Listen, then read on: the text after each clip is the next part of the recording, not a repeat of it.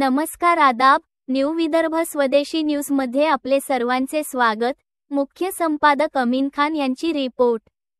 जळगाव जामोद नगरपरिषद प्रशासनाचा भोंगळ कारभार। जळगाव जामोद शहरातील नाल्या महिना काढण्यात येत नाही, तसेच स्वच्छ महाराष्ट्र मिशन QR कोड वेगळ्या दिशेने लावलेले आहेत।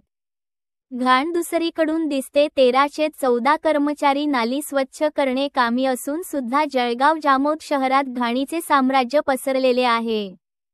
तसेच घनकचरा व्यवस्थापन ठेकेदार वर्क ऑर्डर प्रमाणे काम करताना दिसत नाहीत व संबंधित नगर परिषद अधिकारी सदर कामाकडे जाणीवपूर्वक कानाडोळा करत आहे अशी शंका उपस्थित होते।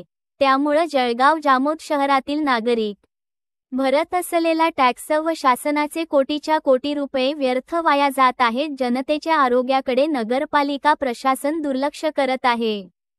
अगोदरच शहरात उलट्या, मळमळ, जुलाबचा त्रास, टायफॉइड अशा अनेक वेगवेगळ्या गंभीर आजारांचा सामना जळगाव शहरातील नागरिक करत आहेत। करिता विनंती की संबंधित अधिकाऱ्यांनी याकडे लवकरात लवकर लक्ष देऊन स्वच्छतेबाबत योग्य ते निर्णय घेऊन जनतेला दिलासा द्यावा।